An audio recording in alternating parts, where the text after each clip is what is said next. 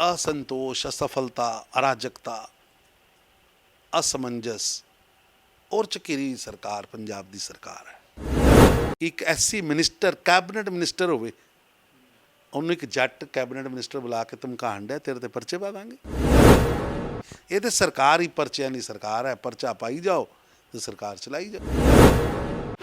ਕੋਵਿਡ-19 ਤੋਂ ਬਾਅਦ ਹੁਣ ਲੋਕਡਾਊਨ 4 ਚੱਲ ਰਿਹਾ, ਲੇਕਿਨ ਪੰਜਾਬ ਦੇ ਵਿੱਚ ਕਰਫਿਊ ਹਟਾ ਦਿੱਤਾ ਗਿਆ ਔਰ 31 ਮਈ ਤੱਕ ਲੋਕਡਾਊਨ ਜਿਹੜਾ ਉਹਦਾ ਵੀ ਦੱਸਿਆ ਜਾ ਰਿਹਾ ਕਿ ਉਹ ਖਤਮ ਹੋ ਜਾਏਗਾ।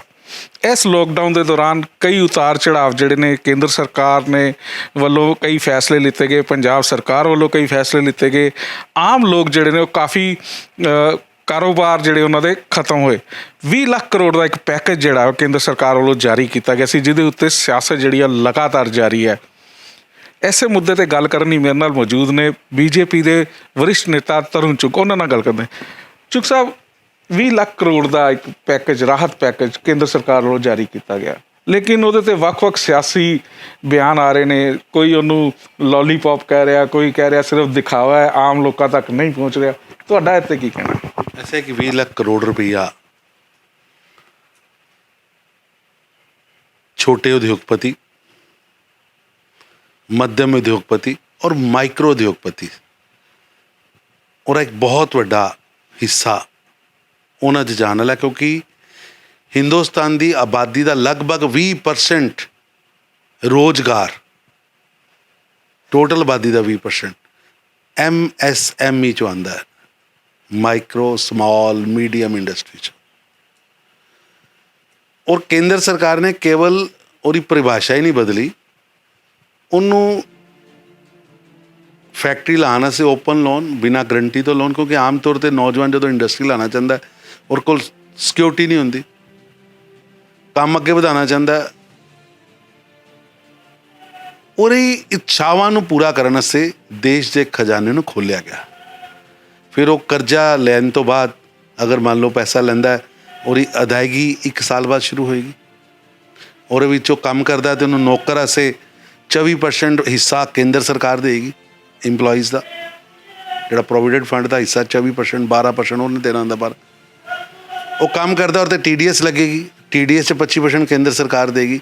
माल उन्हें बना लिया, उन्हें वेचने से सरकार दियां जिन्ने भी डिपार्टमेंट ने, और प्राइम मिनिस्टर ने फैसला किया कि 200 करोड़ तक का टेंडर, यानी 2 रुपये तो लैके 200 करोड़ तक के टेंडर च केवल हिंदुस्तान चो बनया होया ही समान खरीदा जाएगा। यानी उन्होंने कर्जा देन तो लैके और फैक्ट्री चालू करन तो लैके और माल वेचन तक की पूरी प्लैनिंग निक टू नैक प्राइम मिनिस्टर साहब ने की है। और इस तो वधिया पैकेज नहीं हो सकता। तो देखो, छोटे किसान और खेत तैयार करन तो लैके बिजाई, बिजाई तो बाद पानी, पानी तो बाद लागत, लागत तो बाद MSP, MSP तो बाद सुरक्षा, और वो फसल अगर बचाना चाहता है, आज को कोई साधन नहीं गा, 1 लाख करोड़ रुपया वो इंफ्रास्ट्रक्चर खड़ा किया जाएगा जिस फसल बचा सके। ਤਰੁਣ ਜੀ, MSME ਦੀ ਤੁਸੀਂ ਗੱਲ ਕੀਤੀ। ਕੁਝ MSME ਐਸੇ ਨੇ ਜਿਨ੍ਹਾਂ ਨੇ ਪਹਿਲਾਂ ਤੋਂ ਸ਼ੁਰੂ ਕੀਤਾ ਹੋਇਆ, ਲੇਕਿਨ ਲੋਕਡਾਊਨ ਦੇ ਕਾਰਨ ਉਹਨਾਂ ਨੂੰ ਕਾਫੀ ਘਾਟਾ ਪਿਆ। ਉਸ MSME ਜਿਹੜੀ ਚੱਲ ਰਹੀ ਸੀ ਹੁਣ ਇੱਕਦਮ ਰੁਕ ਗਈ, ਉਹਦੇ ਵਾਸਤੇ ਕੀ ਹੈ ਰਾਹਤ ਪੈਕੇਜ? ਕੀ ਉਹਨਾਂ ਨੂੰ ਵੀ ਇਹਦੇ 'ਚ ਗਿਣਿਆ ਜਾਏਗਾ, ਜਿੰਨੀਆਂ MSME ਇਸ ਲਈ ਗਈਆਂ ਉਹ ਵੀ ਔਰ ਨਵੀਆਂ ਲੱਗਣ ਉਹ ਵੀ, ਦੋਨਾਂ ਨੂੰ ਇਹਦੇ 'ਚ ਗਿਣਿਆ ਜਾਏਗਾ। ਤੁਸੀਂ ਦੇਖੋ, ਪੈਕੇਜ ਇੰਨਾ ਬਿਊਟੀਫੁਲ ਹੈ ਕਿ ਪ੍ਰਾਈਮ ਮਿਨਿਸਟਰ ਨੇ ਇਹ ਪੈਕੇਜ ਹਿੰਦੁਸਤਾਨ ਦੇ ਵੱਡੇ ਵੱਡੇ ਜਿਹੜੇ ਅਰਥ ਸ਼ਾਸਤਰੀ ਨੇ, ਜਿਹੜੇ ਸਮਾਜ ਦੀ ਨਬਜ਼ ਸਮਝਦੇ ਨੇ, ਇੰਡਸਟਰੀ ਦੀ ਨਬਜ਼ ਸਮਝਦੇ, ਉਹਨਾਂ ਨੂੰ ਬਿਠਾ ਕੇ ਬਣਾਇਆ। और हिंदुस्तान का जोड़ा पैकेज है अज तक का वर्ल्ड का, इंडिया का सब नाल वड्डा पैकेज, और वर्ल्ड का 3रे नंबर का पैकेज है। नंबर 1 तो जापान है, नंबर 2 तो अमेरिका, और साडा तो अमेरिका का शायद 2% का फर्क है।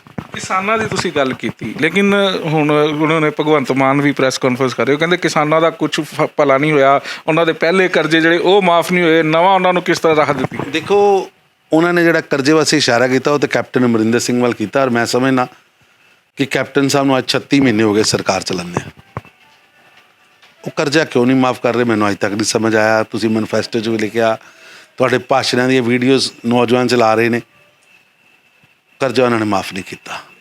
साडी सोच है किसान नूं आत्म निर्भर बनाने दी, ਅਸੀਂ ਕਿਸਾਨ ਨੂੰ ਆਤਮ ਨਿਰਭਰ ਬਣਾਉਣ ਵਾਸਤੇ ਜਿੱਥੇ ਕਿਸਾਨ ਨੂੰ ਪੈਨਸ਼ਨ ਨਾਲ ਜੋੜਿਆ, ਅਸੀਂ ਕਿਸਾਨ ਦੇ ਪਾਣੀ ਦੀ ਚਿੰਤਾ ਕੀਤੀ, ਕਿਸਾਨ ਨੂੰ ਮਾਲ ਵੇਚਣ ਵਾਸਤੇ ਸੁਵਿਧਾ ਦੀ ਚਿੰਤਾ ਕੀਤੀ, ਕਿਸਾਨ ਨੂੰ ਟਾਈਮ ਸਿਰ ਯੂਰੀਆ ਮਿਲੇ ਉਹਦੀ ਚਿੰਤਾ ਕੀਤੀ, ਔਰ ਕਿਸਾਨ ਦੇ ਖੇਤ ਨੂੰ, ਖੇਤ ਦੇ ਇਲਾਵਾ ਉਹ ਕੀ ਉਸ ਖੇਤ 'ਚ ਕਰ ਸਕਦਾ, ਮੱਛੀ ਪਾਲ ਸਕਦਾ, ਉਹਦੇ ਵਾਸਤੇ ਪੈਸਾ, ਉਹ ਜੇ ਉੱਥੇ ਆਪਣੇ ਕੋਈ ਬੱਕਰੀ ਰੱਖਣਾ ਚਾਹੁੰਦਾ ਉਹਦੇ ਵਾਸਤੇ ਪੈਸਾ, ਜੇ ਉੱਥੇ ਮਧੂਮੱਖੀਆਂ ਲਾਉਣਾ ਚਾਹੁੰਦਾ ਉਹਦੇ ਵਾਸਤੇ ਪੈਸਾ।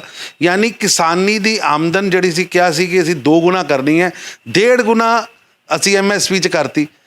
ਬਾਕੀ ਆਮਦਨ ਉਹਨੂੰ ਐਕਸਟਰਾ ਕੀ ਇੱਕ ਖੇਤ ਦੇ ਵਿੱਚ ਲੱਗਾ ਇੱਕ ਛੋਟਾ ਜਿਹਾ ਪੇੜ ਕਿਸ ਤਰ੍ਹਾਂ ਮਧੂਮੱਖੀ ਨਹੀਂ ਪੈਸਾ ਦੇ ਸਕਦਾ, ਔਰ ਬੰਬੀ ਦੇ ਉੱਤੇ ਖਲੋਤੀਆਂ 4 ਬੱਕਰੀਆਂ 6 ਬੱਕਰੀਆਂ ਨੂੰ ਕਿਸ ਤਰ੍ਹਾਂ ਪੈਸਾ ਦੇ ਸਕਦੀਆਂ, ਔਰ 1 ਏਕੜ ਦੇ ਵਿੱਚ ਜਾਂ 2.5 ਏਕੜ 'ਚ ਜਾਂ 2 ਏਕੜ 'ਚ ਜਿਹੜੀ ਛੋਟੀ ਜਿਹੀ ਜ਼ਮੀਨ ਹੈ, ਉਸ ਜ਼ਮੀਨ ਦੇ ਅੰਦਰ ਉਹ ਛੋਟਾ ਜਿਹਾ ਪਾਉਂਡ ਬਣਾਉਂਦਾ ਅਤੇ ਉਹਦੇ 'ਚੋਂ ਕਿਸ ਤਰ੍ਹਾਂ ਉਹਨੂੰ ਪੈਸੇ ਕਮਾਈ ਹੋ ਸਕਦੀ। ਔਰ ਐਸੇ ਇੱਕ ਪੂਰਾ ਪਲੈਨਡ, ਐਵੇਂ ਨਹੀਂ ਇੱਕ ਗੱਲਾਂ 'ਚ ਕਰਤਾ ਕਿ ਐਰਕੀ ਵਾਰੀ ਮੱਛੀ ਦਿਆਂਗੇ, ਅਗਲੀ ਵਾਰੀ ਮਧੂਮੱਖੀ ਦਿਆਂਗੇ। ਅਤੇ ਕਈ ਹੈਗੇ ਕਿਸਾਨ ਜਿੱਥੇ ਮੱਛੀ ਚੱਲਦੀ ਹੈ, ਕਈ ਹੈਗੇ ਜਿੱਥੇ ਮਧੂਮੱਖੀ ਚੱਲਦੀ, ਕਈ ਹੈਗੇ ਜਿੱਥੇ ਬੱਕਰਾ ਚੱਲਦਾ। ਉਹ ਸਾਰੀਆਂ ਚੀਜ਼ਾਂ ਨੂੰ ਕੰਪੋਨੈਂਟ ਨੂੰ ਰੱਖ ਕੇ, ਉਹ ਸੋਚ ਕੇ ਫਿਰ ਅਸੀਂ ਕੁਝ ਫਸਲਾਂ ਚਿੰਨ੍ਹਿਤ ਕੀਤੀਆਂ ਕਿ ਅਗਰ ਦਕਸ਼ਿਨ ਹੈ ਉੱਥੇ ਹਲਦੀ ਹੁੰਦੀ ਹੈ, ਰਾਜਸਥਾਨ 'ਚ ਜਵਾਰ ਹੁੰਦੀ ਹੈ, ਪੰਜਾਬ 'ਚ ਕਪਾਹ ਵੀ ਹੋ ਸਕਦੀ, ਪੰਜਾਬ 'ਚ ਕਣਕ ਵੀ ਹੋ ਸਕਦੀ। ਉਸ ਫਸਲ ਵਾਸਤੇ ਉੱਥੇ ਐਕਸਟਰਾ ਪੈਸਾ, ਉਹਦੇ ਵਾਸਤੇ ਐਕਸਟਰਾ ਰਿਸਰਚ ਕਿ ਕਿਸ ਤਰ੍ਹਾਂ ਇਜ਼ਰਾਈਲ 1 ਏਕੜ 'ਚ 5 ਏਕੜ ਦੀ ਫਸਲ ਕੱਢਦਾ, ਅਸੀਂ ਇਸ ਤਰ੍ਹਾਂ ਕਿਸ ਤਰ੍ਹਾਂ ਕਰ ਸਕਦੇ ਹਾਂ, ਉਹਦੇ ਵਾਸਤੇ ਪੈਸਾ। ਫਿਰ ਅੱਜ ਹਰਬਸ ਨੇ, ਅੱਜ ਪੂਰਾ ਵਰਲਡ ਇੰਡੀਅਨ ਹਰਬਸ ਵਾਸਤੇ ਦੀਵਾਨਾ। ਅਸੀਂ ਅੱਜ ਉਹਨੂੰ ਬਾਹਰ ਐਕਸਪੋਰਟ ਕਰ ਰਹੇ ਹਾਂ। ਅਸੀਂ ਆਪਣੇ ਇਸ ਦੇਸ਼ ਦੇ ਅੰਦਰ ਹਰਬਸ ਵਾਸਤੇ ਇੱਕ ਬਹੁਤ ਵੱਡਾ ਬਜਟ ਰੱਖਿਆ ਤਾਂ ਕਿ ਉਹਨਾਂ ਹਰਬਸ ਦੇ ਰਾਹੀਂ ਸਾਡਾ ਕਿਸਾਨ ਉਹੀ ਏਕੜ 'ਚ ਅਗਰ ਉਹ ਜਟਾਮਾਨਸੀ ਜਾਂ ਕੋਈ ਹੋਰ ਐਸਾ ਜਿਹੜੀ ਅੱਜ ਮੈਡੀਸਨ ਵੈਲਿਊ ਹੈਗੀ ਉਹ ਬੋਂਦਾ, ਔਰ ਉਹਦੀ ਮੈਡੀਸਨ ਵੈਲਿਊ ਮੁਤਾਬਕ ਉਹਨੂੰ ਪੈਸਾ ਮਿਲਣ ਵਾਲਾ।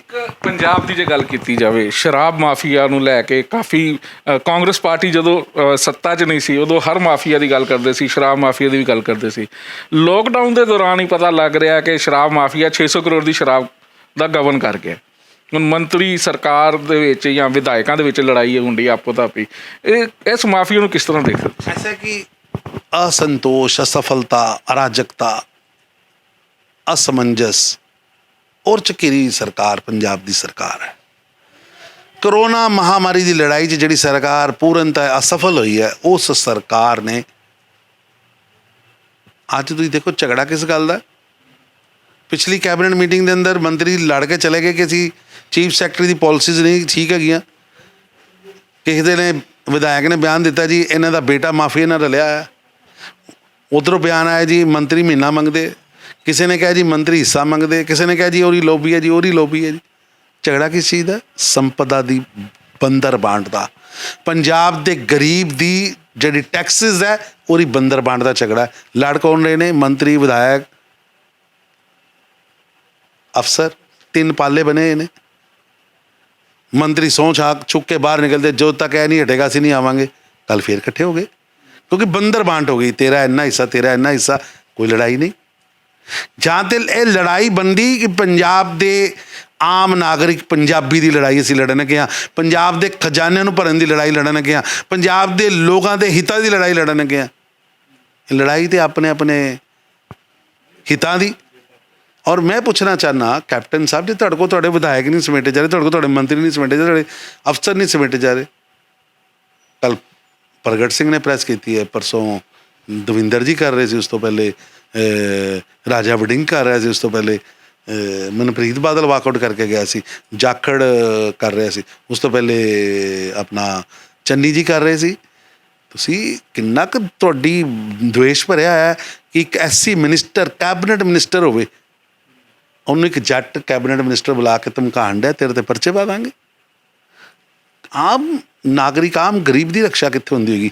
ਇਹ ਤਾਂ ਸਰਕਾਰ ਹੀ ਪਰਚਿਆਂ ਦੀ ਸਰਕਾਰ ਹੈ। ਪਰਚਾ ਪਾਈ ਜਾਓ ਤੇ ਸਰਕਾਰ ਚਲਾਈ ਜਾਓ। ਇੱਕ ਨਵਾਂ ਇਸ਼ੂ ਸ਼ੁਰੂ ਹੋ ਗਿਆ, ਦਿੱਲੀ ਅੰਮ੍ਰਿਤਸਰ ਕਟਰਾ ਹਾਈਵੇ ਜਿਹੜਾ ਸੀ ਉਹ 'ਚੋਂ ਅੰਮ੍ਰਿਤਸਰ ਨੂੰ ਕੱਢ ਦਿੱਤਾ ਗਿਆ। ਪਹਿਲੋਂ ਗੁਰਜੀਤ ਔਜਲਾ ਜੀ ਉਹਦੇ 'ਤੇ ਐਜੀਟੇਸ਼ਨ ਕਰ ਰਹੇ ਸੀ। ਕੱਲ੍ਹ SGPC ਦੇ ਪ੍ਰਧਾਨ ਭਾਈ ਗੋਬਿੰਦ ਸਿੰਘ ਲੌਂਗੋਵਾਲ ਦਾ ਵੀ ਬਿਆਨ ਆਇਆ ਕਿ ਇਹ ਹਾਈਵੇ ਦੇ ਵਿੱਚ ਅੰਮ੍ਰਿਤਸਰ ਦਾ ਵੀ ਨਾ ਹੋਣਾ ਚਾਹੀਦਾ। ਤੁਸੀਂ ਬਤੌਰ ਬੀਜੇਪੀ ਦੇ ਵਰਿਸ਼ਠ ਨੇਤਾ ਨਿਤਿਨ ਗਡਕਰੀ ਉਹਨਾਂ ਨਾਲ ਇਸ ਬਾਰੇ ਗੱਲ ਕਰੋਗੇ? ਅੰਮ੍ਰਿਤਸਰ ਇੱਕ ਹਿਸਟੋਰੀਕਲ ਸਿਟੀ ਹੈ। ਅੰਮ੍ਰਿਤਸਰ ਪੰਜਾਬ ਦੀ सांस्कृतिक धार्मिक राजधानी है। अमृतसर श्री हरिमंदर साहब है, अमृतसर श्री दुर्गाना टेम्पल है, अमृतसर जलियांवाला बाग है, अमृतसर भगवान वाल्मीकि तीर्थ है, अमृतसर वाघा बॉर्डर है। और इतिहासिक महत्व ਨੂੰ ਤੁਸੀਂ ਸਮਝਿਆ ਹੀ ਨਹੀਂ ਔਰ ਉਹਨੂੰ ਬਾਹਰ ਕੱਢਤਾ। ਗਡਕਰੀ ਸਾਹਿਬ ਨੇ ਪ੍ਰੋਮਿਸ ਕੀਤਾ ਕਿ ਵੀ ਨਿਸ਼ਚਿਤ ਰੂਪ 'ਚ ਅੰਮ੍ਰਿਤਸਰ ਰਹੇਗਾ ਔਰ ਮੈਂ ਤੁਹਾਡੇ ਚੈਨਲ ਰਾਹੀਂ ਅੰਮ੍ਰਿਤਸਰ ਦੇ ਲੋਕਾਂ ਨੂੰ, ਬਾਕੀ ਲੋਕਾਂ ਨੂੰ ਇਹ ਬੇਨਤੀ ਕਰਾਂਗਾ ਕਿ ਤੁਸੀਂ ਵਿਸ਼ਵਾਸ ਰੱਖੋ। ਇਹਨਾਂ ਨੇ ਜਿਹੜੀ ਸ਼ਰਾਰਤ ਕੀਤੀ ਹੈ ਅਸੀਂ ਉਹਨੂੰ ਓਵਰਕਮ ਕਰਾਂਗੇ ਔਰ ਅੰਮ੍ਰਿਤਸਰ ਨੂੰ ਉਸ ਪਰਦੀ ਦੇ ਅੰਦਰ ਲੈ ਕੇ ਆਵਾਂਗੇ। ਅੰਮ੍ਰਿਤਸਰ ਉਹਦਾ ਪਾਰਟ ਐਂਡ ਪਾਰਸਲ ਹੋਏਗਾ ਜਿਸ ਤਰ੍ਹਾਂ ਪਹਿਲਾਂ ਹੈਗਾ ਸੀ। ਇਸ ਸਨ ਸਾਡੇ ਨਾਲ ਬੀਜੇਪੀ ਦੇ ਵਰਿਸ਼ਠ ਨੇਤਾ ਤਰੁਣ ਚੁੱਗ, ਜਿਨ੍ਹਾਂ ਨੇ ਸਾਫ਼ ਤੌਰ 'ਤੇ ਕਿਹਾ ਕਿ ਕੇਂਦਰ ਸਰਕਾਰ ਵੱਲੋਂ ਜਿਹੜਾ 20 ਲੱਖ ਦਾ ਰਾਹਤ ਪੈਕੇਜ ਜਾਰੀ ਕੀਤਾ ਗਿਆ ਉਹਦੇ ਵਿੱਚ ਹਰ ਵਰਗ, ਚਾਹੇ ਉਹ ਛੋਟੇ ਉਦਯੋਗਪਤੀ ਨੇ, ਵੱਡੇ ਉਦਯੋਗਪਤੀ ਨੇ ਜਾਂ ਕਿਸਾਨ, ਹਰ ਇੱਕ ਵਰਗ ਦਾ ਧਿਆਨ ਰੱਖਿਆ ਗਿਆ ਔਰ ਸਰਕਾਰ ਇਹ ਨਿਸ਼ਚਿਤ ਕਰੇਗੀ ਕਿ ਹਰ ਇੱਕ ਵਰਗ ਨੂੰ ਇਸ ਰਾਹਤ ਪੈਕੇਜ ਦੇ ਵਿੱਚੋਂ ਰਾਹਤ ਜਿਹੜੀ ਹੈ ਉਹ ਜ਼ਰੂਰ ਮਿਲੇ। ਕੈਮਰਾਮੈਨ ਭਾਨੂ ਸ਼ਰਮਾ ਦੇ ਨਾਲ ਰਾਜਨ ਗੋਸਾਈ, ਪੰਜਾਬ।